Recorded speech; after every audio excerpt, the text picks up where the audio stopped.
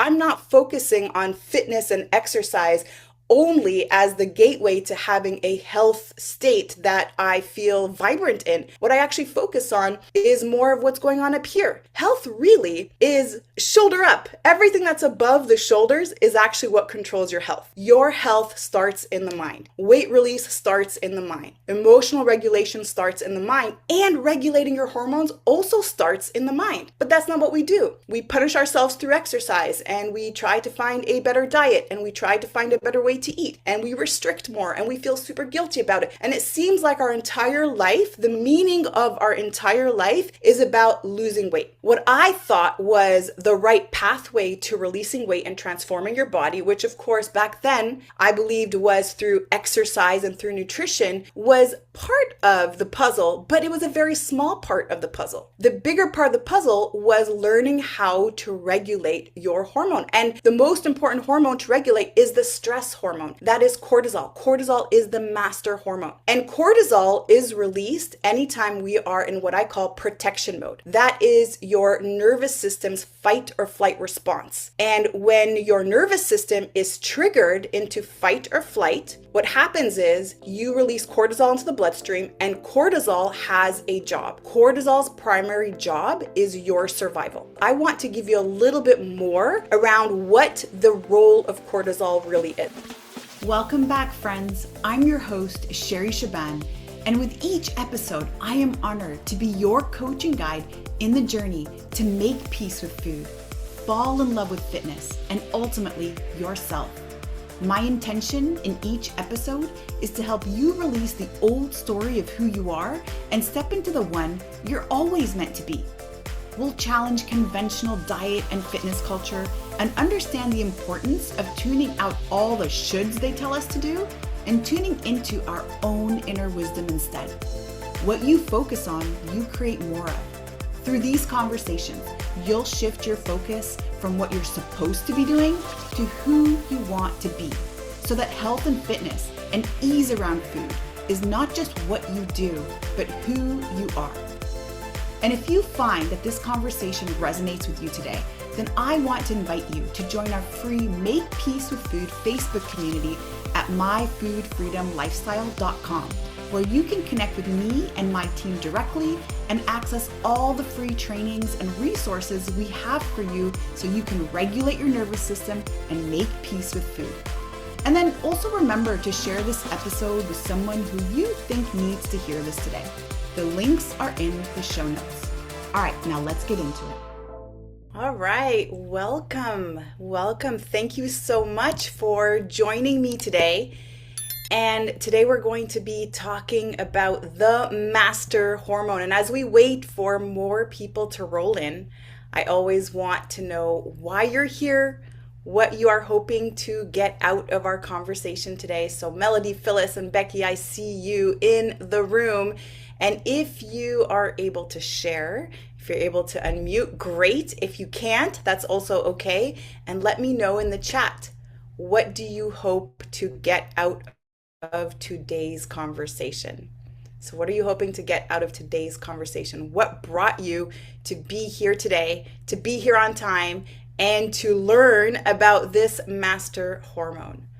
So I'll wait for some messages to pop up in the chat. And as we wait for some more people to roll in, the reason why I wanted to do a masterclass just on hormones is because in the past masterclass that I did, and I believe the one before, so I did the Calm the Cravings masterclass, and then I did the Break the Cycle masterclass, and the questions I always would get from people is that they want to learn more about hormones. They want to learn more about hormones. And generally during these master classes, I do talk a little bit about cortisol and I talk a little bit about insulin, but I talk about them so briefly and really focus on behavior that what I wanted to do instead is give you a bigger and broader scope around why it's so important to stop counting calories and instead start thinking about all the things that you're doing for your self-care in exchange for how it's going to affect your hormones.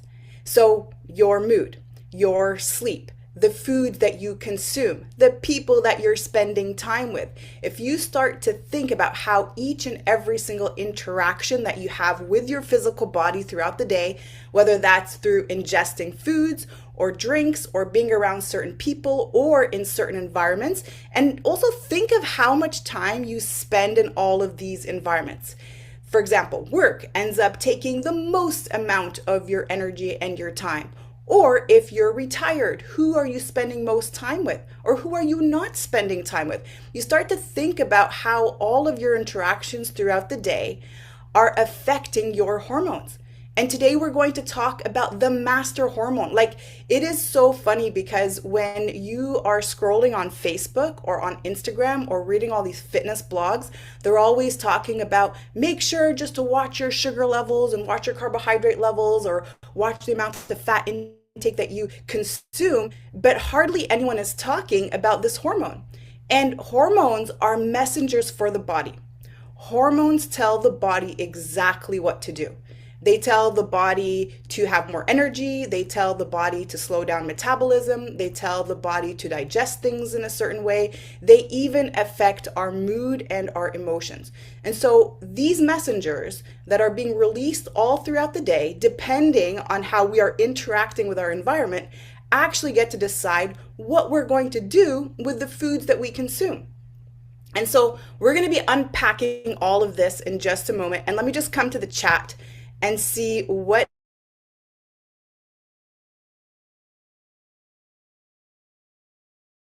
Stay safe if you're driving. Becky wants to learn more about hormones affect our weight. I'm so happy you are here because if there's anything that you take out of any of the conversations that we have in these masterclasses, it is to move away from how to eat and what to eat, instead to move into how do these foods make me feel? And how is my body feeling? And the greatest way that we can measure how we feel is through our emotions. Our emotions are indicators of how we're feeling about things. That's why sometimes you'll notice if you are in a diet mindset, you feel really good about yourself when you ate the good food or the right food. And you feel really bad about yourself if you ate something that made you feel guilty. And so if you start to monitor your life in terms of mood and emotions, and really focus on how can I regulate my emotions, which really means how can I regulate my nervous system and balance my hormones, everything starts to change. And I had to learn this, unfortunately, the hard way. And this was actually probably the greatest gift that I ever received. And some of you already know my story. I like to share my story because I want to tell you that I've gone through so many things in my life that really should have put me on the sidelines for self-care, or the sidelines even to say yes to myself, or to put myself first, to be able to honor my physical body. And why I like to share my story too is because I get a lot of, you're so lucky, Sherry, it was probably genetics, or I'm sure you don't have to work so hard to be where you're at. And it is true. I don't have to work so hard because I'm not focusing on fitness and exercise only as the gateway to having a health state that I feel vibrant in. What I actually focus on is more of what's going on up here. Health really is shoulder up. Everything that's above the shoulders is actually what controls your health. And health starts in the mind. I shared this on the last masterclass. Your health starts in the mind. Weight release starts in the mind. Emotional regulation starts in the mind, and regulating your hormones also starts in the mind. But that's not what we do. We punish ourselves through exercise, and we try to find a better diet, and we try to find a better way to eat, and we restrict more, and we feel super guilty about it. And it seems like our entire life, the meaning of our entire life, is about losing weight. And let's hold that space for a moment. Let's hold that space for a moment, because I know there's several of you on the call today that I've had conversations with, some of you that are in my group. And the moment you release this mindset that all I think about is weight release, or I wake up in the morning and the first thing I think about is how am I going to release weight? Or will I eat this and gain weight? Or constantly measuring your worth with what's on the scale and what your size is. And I promise you, the moment that you move away from that And you really start to focus on, how will this affect my hormones? How will this affect my nervous system, i.e., my emotions? And how will I feel eating these things, being around these people, sleeping this many hours, and maybe even taking certain supplements that can help my metabolism in terms of regulating my nervous system? How will all of these things impact my health versus calories in and calories out? And if you move away from that paradigm and move into the one we're talking about, I promise you everything will change overnight. And my journey really began in the health and fitness space. It was probably 2001, something along those lines. And I really got into the health and fitness space because my big goal was to overcome chronic back pain. When I was growing up, I was super involved in sports. I was a child athlete. I was a competitive swimmer. I was the varsity player. I was obsessed with exercise and with sports and with fitness. And that's how I always saw myself. That was my identity. I was kind of like the tomboy growing up. And everything changed for me when I was 16 years old because I was struck by a car. I ended up damaging my spine. I went on to have back surgery and then had to live with chronic back pain as a regular part of my life. And at that time, the doctors told me, Sherry, you're not playing any sports again. You have to make sure that whatever you do isn't going to stress your body. And you may end up having a difficult pregnancy later. There could be more complications in your back. So you really have to make sure that you have zero impact on your back. So physical activity is out of the question. And I listened to this advice for a long time until I found myself in my early 20s. So I'm going to say that was around 2001, 2002. And I woke up one day and just wasn't able to recognize myself. I was spending time and hanging out with a completely different social crowd, not the one that I would have ever seen myself be around. And I was engaging in a lot of vices and social events that really wasn't resonating with who I was. And on top of that, I was relying on pain medication to get through every single day. And that day, I remember it was so clear. It was, this is not me. I just can't do this anymore. And that's when I decided to sign up at a local gym. And I had zero clue around what I was doing, except I was just going to commit to being there every single day and copying everybody around me. And that's what I did, day in, day out. And by the way, at that time, I was doing a master's degree in chemistry of all things. I had a bachelor's degree in biochemistry, and now I was doing my master's degree at McGill. So I wasn't even in the fitness space. But here's what happened after a few months of being super consistent and showing up. All of a sudden, my back pain was gone.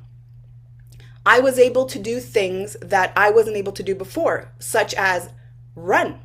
I bought a treadmill. I started running 5 minutes at a time until I worked my way up to running an hour completely pain-free outdoors.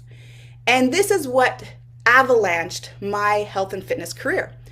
And I decided I was going to drop out of my chemistry degree and I was going to go back to school and learn everything there was about health, about nutrition, about exercise science. And that's exactly what I did. I got a bachelor's degree in exercise science. I went on to become a certified athletic therapist. I became an osteopath. I took every single course I possibly could on prenatal and postnatal training, HIIT and TRX, and I also learned everything I could around nutrition. And that's where really all of the problems started. All of my dysregulated relationships with food began. And what I ended up finding myself doing is secretly binge eating. Because here's the thing, when you get into the fitness space, there are so many different diets and every single one is right and every single one is backed by science. And remember, I am a science nerd. So I saw the science and I followed it. So that meant when I first started, I was counting calories and then I went to low fat and then I went to the Atkins diet and then I went keto and then I went paleo. And then when I opened CrossFit gyms, it was the zone, it was macros. And I started becoming so confused around food and how to eat. And I had become a secret binge eater. And here's what really happened, because it happens so slowly until one day you wake up and you realize, okay, something is wrong here. Like something is not right. It used to be a cheat meal. So it used to be a Friday night or a Saturday night cheat meal. And it would be something I'd be looking forward to all week because I was super strict all week and I was such a perfectionist. And the moment that I would have my cheat meal, well, because I'm already here and of course I'm getting this insane dopamine reward from having been so restrictive, from having being so apprehensive and excited about this cheat meal to suddenly giving myself this flooded dopamine in my brain, I wanted more. And so that one cheat meal that used to be controlled suddenly became completely out of control, and it would last the entire weekend. And then it just became this pattern where I'd clean things up on Monday again. Everything would be super clean and super strict. And then by the weekend, I would be right back into that cycle. And why I'm going to share this with you is because this is setting up the stage to talk about our master hormone today. And I see more people writing in the chat here. I know Phyllis is here for new information and to be a refresher. That's awesome. And Melody, she's here to pick up another trick or piece of knowledge to sink in. Yeah. And I love that you say this, because if you are a continual learner, if you're always a student, if you commit to always being a student for life and a student for yourself, then there's always going to be this inspiration. And we call this inspired action in the Make Peace with Food program. There's constant inspired action for you to stay committed to yourself, not to anyone else, not to compare yourself to anyone else, but to stay committed to yourself. And in just a moment, Michelle is going to put a quick questionnaire. I have a question I want to ask you just to see where you're at right now. If you have a moment to answer this poll question. And the question, for those of you following the replay or for those of you following live on Facebook, which of these sounds like it would help your body the most right now? Is it 1, more sleep, 2, less stress, 3, a deep exhale, or 4, all of the above and a chocolate almond buttercup? All right, so 1, more sleep, 2, less stress, 3, a deep exhale, or 4, all the above and a chocolate almond buttercup. Okay, so most people are choosing more sleep, and also the majority of people are choosing all of the above and a chocolate almond buttercup. Yeah, that's right. So more sleep, less stress, more breath, just feeling like you need to take this deep exhale, like you're carrying this huge load at all times, and it's time to exhale. All right, well, thank you so much for participating and for joining. And I'm super curious. I'm going to talk about the master hormone today, and I want to know, do you know what the hormone this is? What hormone are we talking about today? What do you think is the master hormone? What is the master hormone? If you were to guess or had to choose one hormone, I mean, you know a whole list of hormones. What is the master hormone? Melody is saying cortisol. Martine is saying cortisol. That's right. Lucy is saying cortisol. Yeah, you guys are so smart. It is. Yes. And it's not something that we oftentimes hear about, especially if we are midlife. And maybe we're in perimenopause or menopause, and we're going to hear that estrogen is the master hormone, and we're going to hear a lot of buzz around that. Patty says she doesn't know. Thank you for sharing that. But we're oftentimes led to believe that the master hormone is estrogen or maybe even insulin. But that's not true. Actually, cortisol is the master hormone, and this is why nervous system regulation is so important to me. And, you know, I shared with you that I had opened a CrossFit gym, and I actually had opened 2 CrossFit gyms. I was running 2 CrossFit gyms and running a personal training business. And at that time, while I was struggling secretly with my unwanted eating behavior, I was also writing out meal plans, which I thought were badass meal plans for all of my clients, helping them release really rapid weight in 6 weeks and sometimes even less time. And then I started to notice that the behavior would always come back. So they would be very, very successful as long as they followed this plan. But then the moment that this plan was done, the moment that this diet was done, they would resort and revert right back to old behaviors and not only regain all the weight back, but sometimes even more. And I was so perplexed by this. Why was it that they couldn't just follow this structured meal plan? Why was it that it was so temporary, that after this whole entire duration was over, that they were likely looking forward to, then all of a sudden they would just go back to eating the exact same way that they used to. Well, here's the thing. What we never ever addressed was nervous system. What I thought was the right pathway to releasing weight and transforming your body, which of course back then I believed was through exercise and through nutrition, was part of the puzzle, but it was a very small part of the puzzle. The bigger part of the puzzle was learning how to regulate your hormone. And the most important hormone to regulate is the stress hormone. That is cortisol. Cortisol is the master hormone. And cortisol is released anytime we are in what I call protection mode. That is your nervous system's fight or flight response. And when your nervous system is triggered into fight or flight because of things that we're going to get to in just a moment, what happens is you release cortisol into the bloodstream, and cortisol has a job.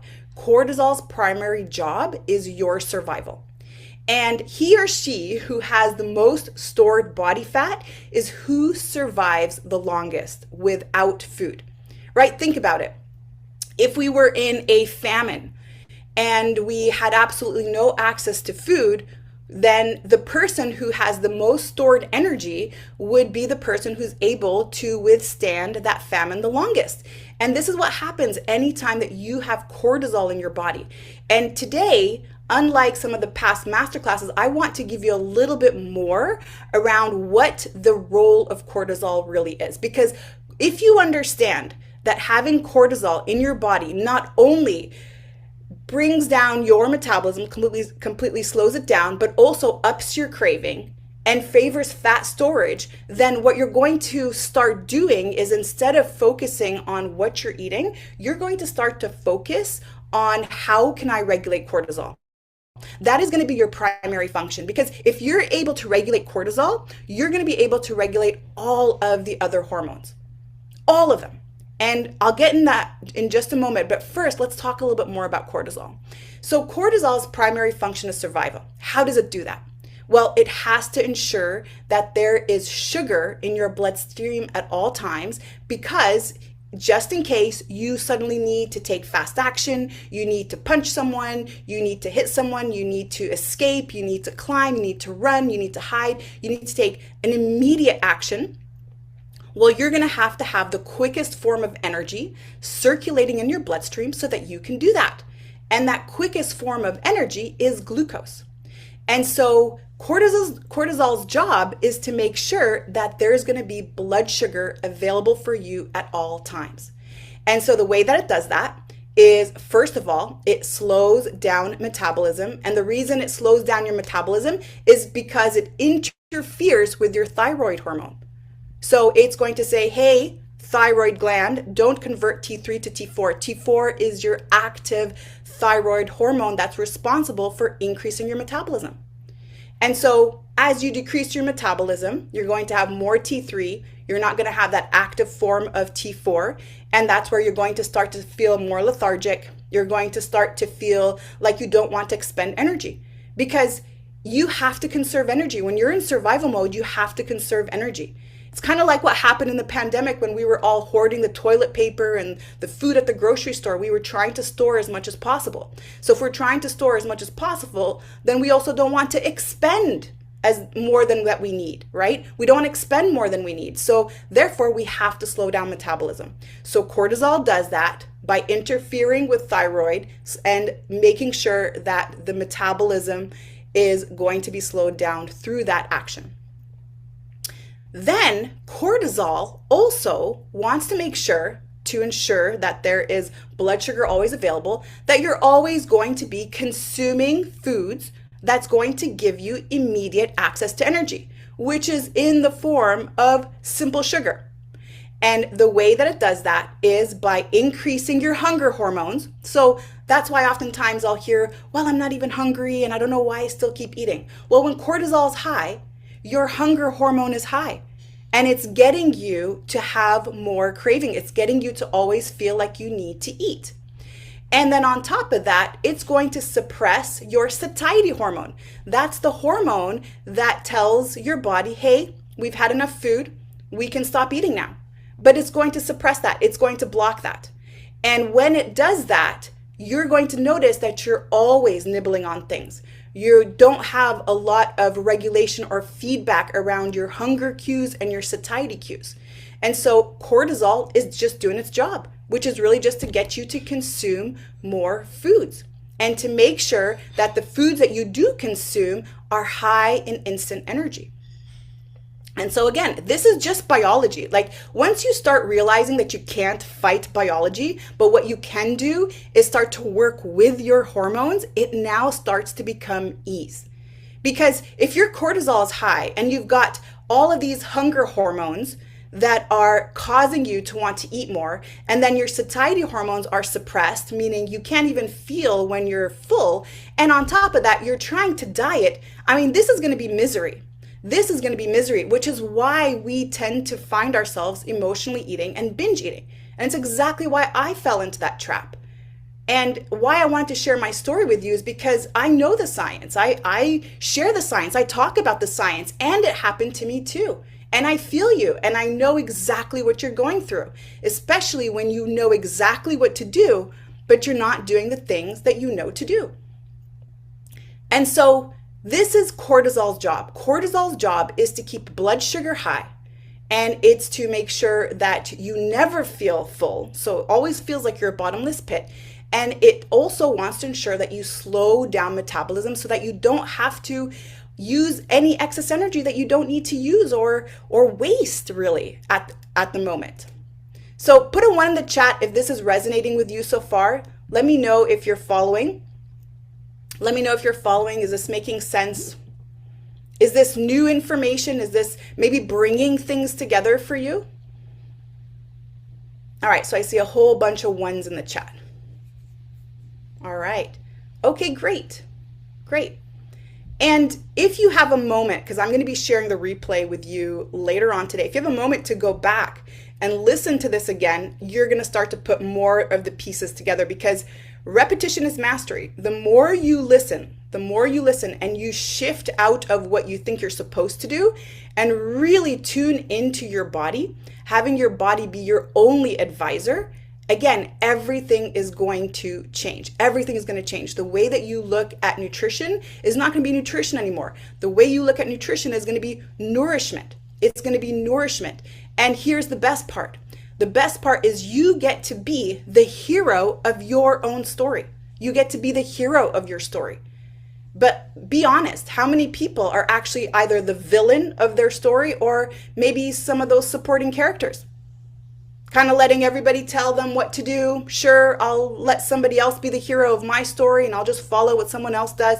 Or I'm the villain, meaning everything I see myself do has to be self-deprecating. I'm super hard on myself. I'm super critical about myself and others. So think about it. How often do we actually get this opportunity to shift into our true self and really listen to the actual signals that are there? And our body is always communicating with us. All right, now there's more to the story. There's more to the story. So I shared with you that cortisol's job is to keep blood sugar high. It's to keep blood sugar high. And so it does that by increasing the hunger hormones, which leads you to want to eat the foods that are higher in sugars and refined carbohydrates. And that's a natural thing because that's exactly what your body needs in the moment when it's in that emergency situation. But as a response to that, what your body has to do is release another hormone that has to balance out that blood sugar. It's got to do something with the blood sugar, because all this blood sugar floating around in your body becomes very dangerous. It's very harmful to the body, and it could lead to neuropathies, it could lead to blindness, it could lead to Alzheimer's, and many of you know this as diabetes. And so what we release from the pancreas to help manage the blood sugar is insulin. Insulin's released, and it starts to manage the blood sugar by bringing it into storage and then converting whatever is extra into fat in the fat cells. And so cravings also arise, not just from that hunger hormone that's always going, but cravings also arise when your blood sugar is constantly spiking and then dropping. So that drop becomes a craving. So you have a craving because cortisol gave you a craving through the act of ghrelin and its other friends. And then all of a sudden your blood sugar rises, either because the liver just deposited a whole bunch of sugar in the bloodstream, or you consumed something that had a lot of sugar in it. And so insulin is secreted, and insulin's job is to lower that blood sugar. And the higher the spike, the more insulin is released. I mean, these are soldiers. They have to match what's available. They have to do their job. And so the more you're doing this all day, so spike, sugar spike, insulin spike, and then drop in sugar, drop in insulin. And then again, as soon as you drop insulin and drop blood sugar, you get another craving, and then you have another sugar spike, and then insulin takes care of that. And then there is a drop in the blood sugar, you have another craving. And so this constant yo-yo, or this constant roller coaster of blood sugar spikes and drops, also causes cravings. And again, as a result of that and overdoing that, we start to see other mechanisms in the body break down. And that's where we start to see something called insulin resistance. Insulin resistance is our body just no longer responding to insulin in the way that it used to. And this comes from fatigue. The system is exhausted because it's been doing this for a long time. It's been doing this for years. And I mean, I don't have to tell you, because likely if you've experienced binge eating or emotional eating, you know this already, that the sessions get more and more intense and you consume more and more foods. And that's how it was for me. Like I shared with you earlier, it started with a cheat meal. And then all of a sudden I was able to consume more foods and able to consume more foods and able to consume more foods. And so the quantity starts to increase. And that's what happens. We start to get numb to that quantity that used to be sufficient. It used to be a piece of cake. Now it has to be two. It used to be 2 pieces of cake. Now it has to be 2 pieces of cake and 4 cookies, and so on and so forth. And then you start to see these episodes grow and expand more and more. And, you know, I shared before and on my previous masterclasses that binge eating isn't just you consuming a large quantity of food in one sitting. It could even be throughout the entire day. Whether you sit down for 30 minutes and consume a tub of ice cream and a box of cookies and a bag of pretzels, or you have that throughout the entire day, the result is the same. The result is the same. And so I want us to move away from labels and just watch patterns, because that's really what we're trying to do. What we're trying to do is we're trying to break patterns. And hormones are patterns, and they respond to our behavior. And our behavior is going to dictate which hormones are circulating, and thus which messages are going to be given to the body. And so once we've fatigued our pancreas and insulin system, and now we have insulin resistance, we're going to start to see a lot of other mechanisms start to break down as a side effect of that. One of them being the thyroid hormone. Again, thyroid is responsible for regulating your metabolism. But it's hard to keep up when it's constantly high energy, low energy, high energy, low energy, and that also gets fatigued. And then the other thing that we start to see is estrogen dominance. Estrogen dominance. This is what we see in PCOS. This is what we see with women who have really bad PMS or go through a lot of menopausal symptoms, because estrogen dominance is a result of the liver not being able to detoxify estrogen fast enough and not be able to regulate the estrogen that's actually in the body. Because when cortisol is high, it's affecting what's happening in the liver. It's constantly asking the liver to release more glucose. And so the liver is not able to metabolize estrogen and to be able to release it and detoxify the body of excess estrogens. And estrogen that we have in our body is not just what we make, it's also what we consume from our environment. Those are actually the more harmful estrogens. And those estrogens can be in the form of phytoestrogens coming from plastics or soaps and conditioners and creams and all the products that we consume through our skin and also through our mouth that we ingest. So if we're purchasing groceries that are always wrapped in plastic, so produce that's wrapped in plastic, or drinking out of plastic bottles, we're constantly introducing estrogens in the body. And when our our liver is not able to detoxify, then that's where we start to see estrogen dominance. And other symptoms, of course, of estrogen dominance could appear. There could be hair loss, there could be acne, there could be a lot of other things. There could be obviously weight gain, because estrogen again is promoting that. It's also helping us retain a lot of water. So again, I want you just to see this cascade of events all coming from cortisol, all coming from cortisol. So again, put a 1 in the chat if you're starting to follow and you're starting to understand why cortisol is the master hormone, why cortisol is the master hormone. That's right. That's right. So cortisol is the master hormone. If you focus on this one hormone, everything changes. And this is exactly what I see all the time when I work with people in the Make Peace with Food program. And I work with people who've gone through major traumas, whether that is sexual abuse that's been repressed for many, many years, or that is a loss of a child, or that is a tragic loss of a partner, or maybe even a tragic loss of a business, or maybe even I have a person who has a child who is an addict. And so these are major traumas. These are major difficult things to deal with on your own. And when our cortisol is high and we start to become adapted to it, we start to adapt to that level of chronic stress, we're constantly locked into what I call, again, protection mode. It starts to become our normal. It starts to become our baseline. And then it's hard to really see the difference. And what's really interesting is somewhere around 45, maybe around 40, 45, 50, that's where we start to hear a lot of people saying, well, it's all due to perimenopause. That's why I've suddenly gained all this weight. You know, it's my hormones. It must be my menopause hormones, and I haven't been able to release the weight. It's true what they say. As soon as you turn 40, that's it. You put on the weight. It never comes off. I hear all of these things. Put a 2 in the chat if you've heard something similar. Put a 2 in the chat if you've heard something similar, that around a certain age, all of a sudden you start to go through perimenopause or menopause, and then everything changes, and then you can never release the weight. And that's just the natural way of things, right? And everyone's putting a 2 in the chat. Yeah, that's right. And the funny thing about that age, so around 40, maybe to 50 years old, the funny thing about that age is that's also the time in your life where you start to take on the most amount of stress, It's, and you can look this up. This is all statistics. It's during that period in our lives where people are getting divorced, or people start to lose their parents, or watch their parents get ill, or they get an illness themselves. And of course, if you're in the sandwich generation like I am, you are taking care of your kids who are getting older, and you're also taking care of your parents.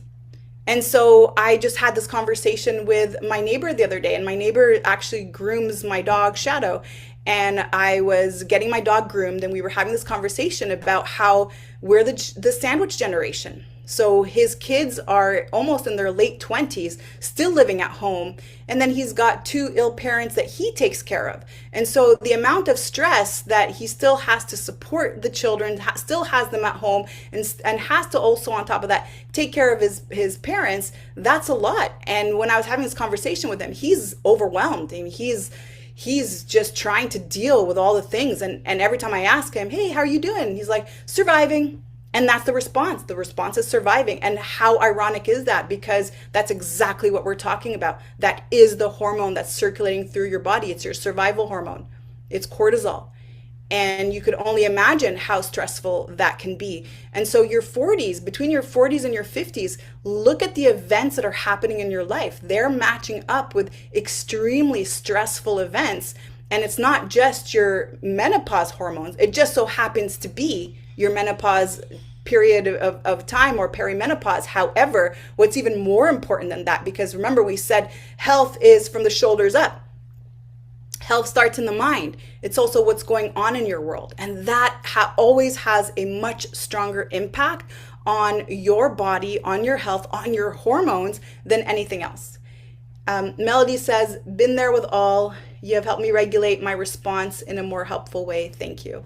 Thank you for sharing, Melody. And, you know, one thing I admire so much about Melody is her constant desire to keep learning. And this is what I also want to invite you to do, is to constantly learn and to never give up and to always be in that space of receivership, receiving something new and allowing yourself to do something different, because when I first started with Melody, of course, it was having to go through all the past experiences with dieting and restrictive dieting, and to have a new strategy that had nothing to do with dieting and instead had everything to do with regulating nervous system, regulating cortisol first and foremost, and then creating her metabolic blueprint that could help her balance all of her hormones, and something that she could put on repeat every single day that would give her energy, that would optimize her sleep, and of course, the results are there. And I don't like to talk a lot about the physical body and weight release, but of course, that will be the side effect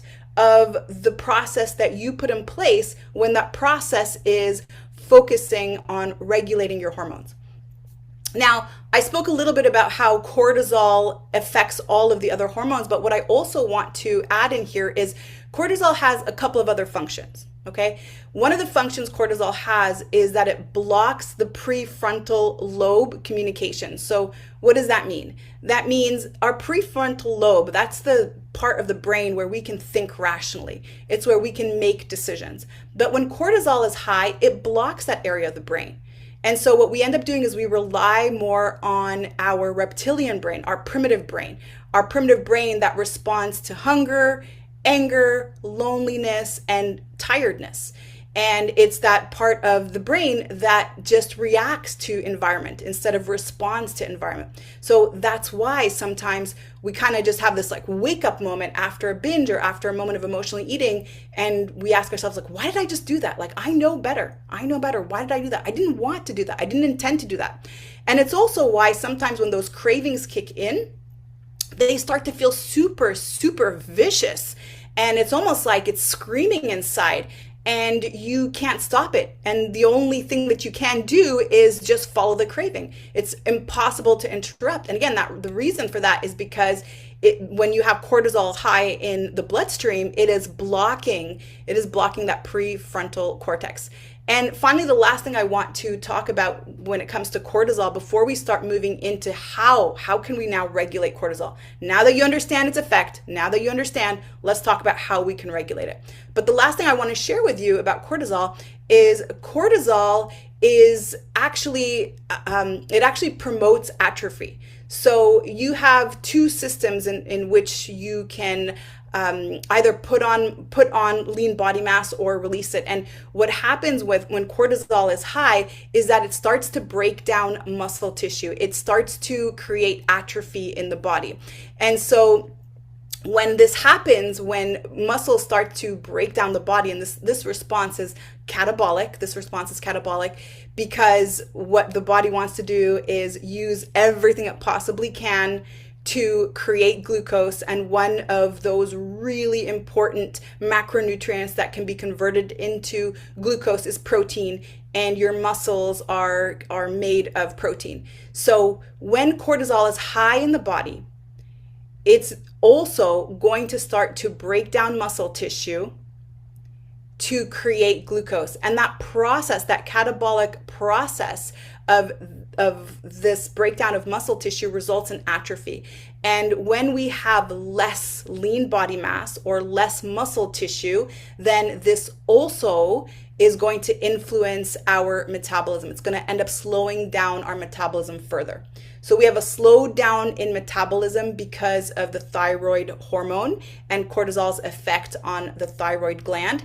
And on top of that, cortisol is catabolic. It breaks down muscle tissue. And the result of that is going to be less muscle tissue. And muscle is where we burn the majority of our calories at rest. And not to talk too much about calories, I'm trying to super simplify this conversation, but not to talk too much about it, but the less muscle tissue we have, the less ability we are to burn calories or utilize energy at rest, which is also what we see when we diet chronically. When we diet chronically and we go into a major calorie deficit, we also eat away at that lean body mass. That's what we're seeing on the scale, actually. We're actually seeing our muscle waste away, our muscle atrophy, and then it gives us a disadvantage because when we go back to eating the way we used to eat, we have less of an ability to utilize that same amount of energy, and more of it ends up going into storage. So those are the last couple things I wanted to add.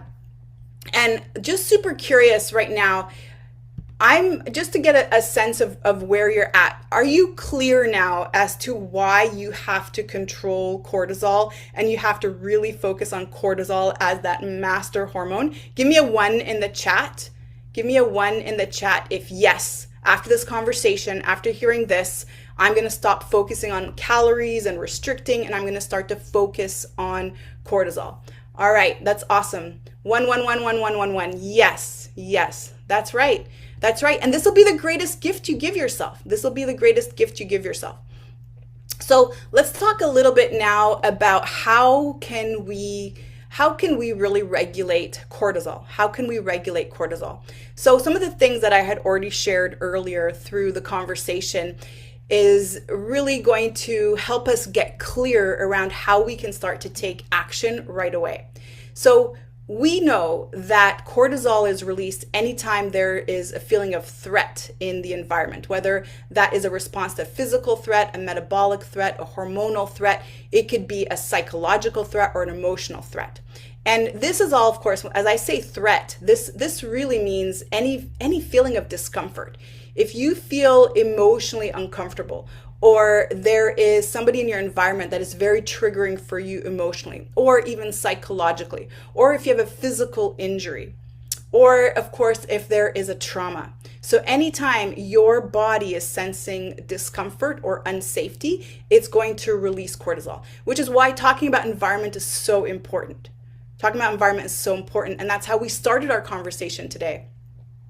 What can you do in your immediate environment right now to make changes? What can you do? And this is not me suggesting that you should break up with anybody or get a divorce, but there could be conversations that could be had.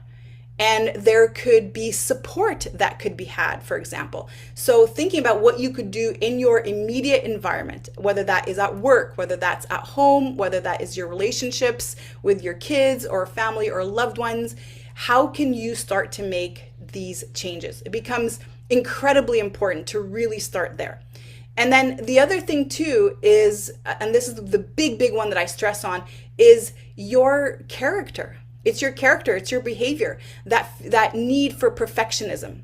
That need for perfectionism is another really big one, because when you start to see things as polarized, as being good or bad, and you're only good if you do certain things and you're bad if you do other things, that's how you're going to always trigger this feeling of unsafety, because you're either always really good or always really bad. There's nothing in between. And most of the time, especially when we are perfectionism, that thought process, that internal dialogue that we're constantly having, that narrative is always, I'm not good enough, I got to do more, it's still not good enough, I still didn't do well enough, I still got to be better. And it's this constant feeling of lack. So getting into that negative self-talk is going to be so important, so important. And this is why when people tell you, hey, you want to just de-stress, go listen to some relaxing music or meditate or do some yoga or maybe even just do some breath work.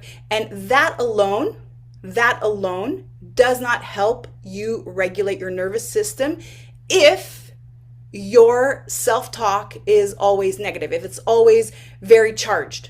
If you're always triggering your nervous system and triggering cortisol release simply by how you view yourself, by how you view the world, by the constant narrative that's up here. So if you're always doing that and you're doing yoga, it doesn't really matter. So they really have to be hand in hand. You have to focus on the shoulders up. Remember, and I told you this, that the way that we actually address cortisol is not through the body, it's through the mind. And this is why most people get it wrong. Most people get it wrong because they tell you to go stretch or tell you to go do something relaxing, but they never focus on that inner dialogue, that sense of perfectionism. And of course, the unresolved trauma And trauma is your response to something that happened to you that made you walk away with a particular impression. And that impression or that pattern, that meaning that you gave that incident is constantly on repeat. And if it's constantly on repeat, it means that trauma is still very much alive within you. And you're still using that. You're still using the belief systems to operate in today's world, even though that trauma may have happened 5, 10, 15, 30, 40 years ago. You're still recirculating and still re-experiencing that trauma. And that's constantly going to put you in protection mode. And this all, by the way, all these things that we're talking about, again, I call them the loop. I call them the record. And I see this often in many of my clients. We'll start having a conversation and they'll start talking about this one thing in their lives. And then all of a sudden, it's like I've heard it, and I've heard them say this loop and this record many times. I've heard the replay many, many times where they will get into one topic and all of a sudden it'll lead them into another topic and then lead them into another topic. And it's tied in with emotions and beliefs. And we all have this. And I used to have that record also that used to play. I used to have my own stories about things that were happening in my world. And in one moment, I would start thinking about this one thing in my life, and all of a sudden it would lead me to think about this other failure that I had, and then this other failure that I had, then this other thing that's going back, then this other thing that's going back. And before I know it, I've just gone down this rabbit hole of record after record after record after record of how terrible I am, how terrible my life is, how everything is not good enough, how I'm not doing things right. And for me personally, that was always when it came to my kids. I had this constant record that would play when it would come to my kids, that I always felt like I wasn't a good enough mom. Because when they were young, I had my gym and my schedule was a little bit all over the place, and I wasn't able to do the arts and crafts with my kids like all the other moms did, or bake cookies. And I always took that as a personal failure. And so that was the record. It would start with, oh, I'm not a really good mom. And oh my God. And when they grow up, they're going to have this. And then they're going to, and it was projecting these worst case scenarios. And then before long, I would start thinking about how I was an entrepreneur and how I wasn't good enough and how I wasn't doing things well enough and how I needed to do things more. And then it would go into another tangent of another thing that would, and all of it just breeding that same emotion of not enoughness. And that not enoughness, I call it the scarcity mindset. That's the scarcity mindset. And so if you want to lower cortisol, the very, very first thing you have to do is you have to focus on the quality of your thoughts. You have to focus on the quality of your thoughts, because the quality of your thoughts equates to the quality of your life and the quality of your health. And so if you've got that not enoughness all the time, you've got that sense of perfectionism, which I saw in myself when it came to eating behavior. I'm such a perfectionist. Everything has to be exactly right. So imagine when I was counting my macros, it had to be precise. And if it wasn't precise, if I ate 1 or 2 grams over, that would drive me nuts. And then that would lead me to an unwanted eating behavior because I felt like I failed. It was, remember, when you're a perfectionist, it's black or white thinking. It's all or none. It's completely polarized. It's either good or bad. And a couple of grams of macros over was bad. And that felt like a personal fail. And so you have to start there. You have to start there. And then the next thing is to work on your sleep quality, because sleep also is going to be really important in restoring emotional regulation, in also making sure that all of your hormones are balanced and you're able to balance your circadian rhythm. And we already spoke about restrictive dieting and intermittent fasting abuse, for example. You have to, again, think about how you're triggering that scarcity mindset every single time you're thinking, I'm not allowed to eat this, I can't have that, and I'm not allowed to eat this because I have to lose weight, and I'm not good enough because I have to lose weight, and I don't look good enough because I have to lose weight. All of that is triggering your cortisol levels. It's triggering protection mode. And here's another one I want to talk about too, is exercising and chronic exercise. We think more is more, but more is actually less when it comes to high intensity exercise, or not allowing your body to recover when you're feeling sore or you had a pretty intense workout. And that could be relative to the person. We're all different in how we respond to training and what our body is adapted to do. But recovery is so important because exercise actually triggers high cortisol. So when we exercise, we increase our cortisol. And so when we're over exercising, we are constantly living in elevated cortisol levels and never giving our body a chance to come down. So imagine what that looks like now when you are over exercising because you have to lose weight. You are under eating, so you're not nourishing yourself properly because you have to release weight. And then on top of that, you've got this negative self-talk and you're so angry at yourself, and every single time you pass a mirror, you have to say a negative comment. So imagine that soup of cortisol that's circulating through the body because of all of these things that you're doing. So you think you're doing the right things, you're exercising, you're in a calorie deficit, and you're not recovering, you're not balancing your cortisol. And on top of it, your negative self-talk is also contributing to elevated levels. So this is so important. This is so key. And this is actually what I constantly see in my practice. The women that I work with, this is the formula. This is the formula. And it's either that they have unresolved trauma and they've gone through so many rounds and rounds and rounds of restrictive dieting that they have completely given up on the thought that health and fitness could be possible for them, or they are over-exercising, undernourishing themselves, and living in a very high state of stress through negative self-talk and through the things that are happening in their world. But either way, whichever person that I'm sitting down with, I'm not looking at just what they're doing. I'm looking at the whole person. It is a whole person approach. Who is this person? What was their history? What are they doing now? What are their goals? And more importantly, how do they view themselves? Are they the hero of their stories, or are they the villain, or maybe even that supporting character that we spoke about? And that becomes so relevant. And that's why this approach is so completely different. This approach is so completely different. And I always say this, that if you repeat the same thing over and over again, expecting a different result, it's called insanity. It's called insanity.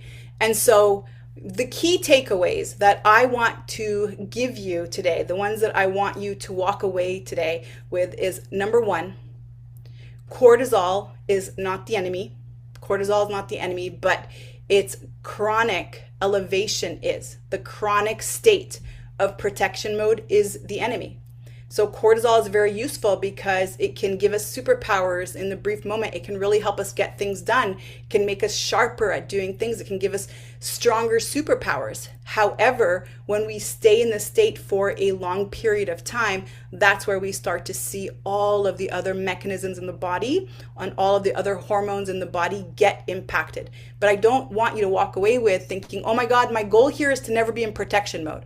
No, you will naturally be in protection mode. Protection mode is a natural state of the nervous system. However, what's not natural is always being in it because of what's going on from the shoulders up.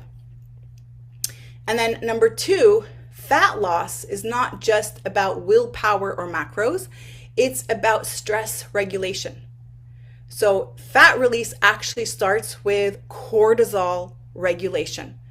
That is the key takeaway. Fat release happens with cortisol regulation.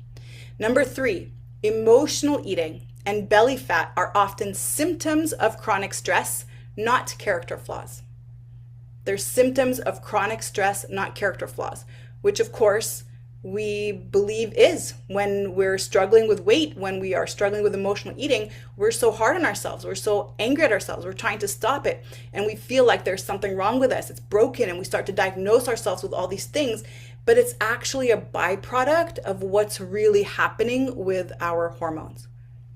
And so eating and emotionally eating and excessive overeating and binge eating and eating in a way that's not aligning with your goals and how you want to approach food, and if you feel like your relationship with food is dysregulated, then it's not about your character, it is about your hormones. And then the final thing that I want you to walk away with is healing is the stress response. So healing the stress response, nervous system regulation, sleep, like we spoke about, nourishment, and then of course, focusing on your mindset. That's going to be the key to changing your body composition. And, I read this great book the other day, and I remember reading this book, and one of the things that he was saying was, a neurosurgeon, as smart as he is, as incredible as he is, as much as he's able to save lives, as much as he's able to do very skilled surgery on other people, he still can't do it on himself.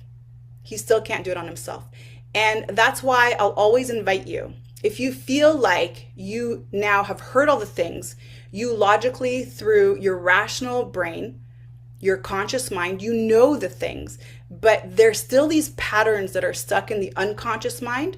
So all of the behaviors, the emotions, your reactions to things throughout the day, maybe you've got that loop that we were talking about earlier, that record that keeps playing. Maybe you're noticing that you have a lot of negative self-talk and you're having a hard time working on that, which is really where most people struggle with. Everybody can find a fitness program, a workout program, or a way to eat that they enjoy. But it's really that internal dialogue that they have a challenge working with, because that can be accessed through the unconscious mind. That's accessed through tools like hypnotherapy, which we can't really do on ourselves. I'm a certified hypnotherapist and I can't do hypnotherapy on myself. And that's why I will work with other hypnotherapists and friends of mine who can help me access some of the things that I'm not aware of. And we get in our own way. And so if you feel like you're ready to learn more, to explore more, and to see how this approach, how the Make Peace with Food approach can support your journey, then I want to invite you to join a food freedom call with me. On this call, we'll talk a little bit about what's going on with you right now. What are you experiencing? I need to know a little bit about your history.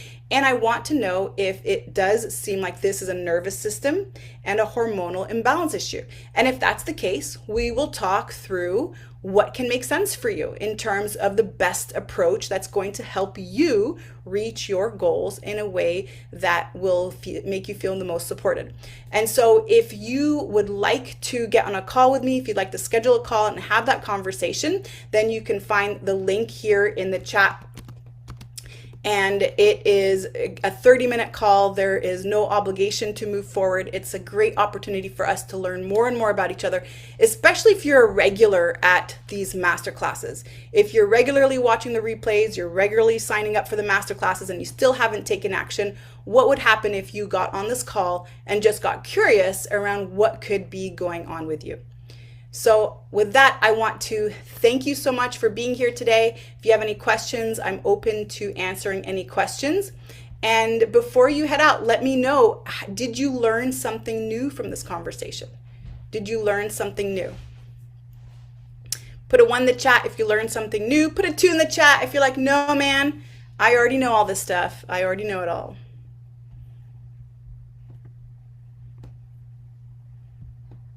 Great. Becky, I'd love to get on a call with you if you have some time next week. That would be great. I see your name come up a lot and I would love to get on a call with you. Thank you so much for participating and for being here. Martine, so glad you also picked some stuff up. Lucy, and I love this because a lot of people who are commenting in the chat are members of Make Peace with Food, and they're all saying, yes, I learned something new.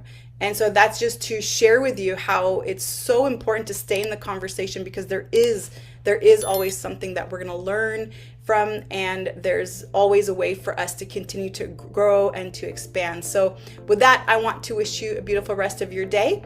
And Becky, we will get on a call soon. I would really love that. Have a good rest of your day. Bye. Thanks for listening to this episode. Whether you're already on your wellness journey or just getting started, we're in this together. If this has resonated with you today, I want to invite you to subscribe to the show so you never miss a beat. And if you know someone who could benefit from this conversation, then please share this episode with them. Let's work together to help as many people as possible make peace with food and fall in love with fitness.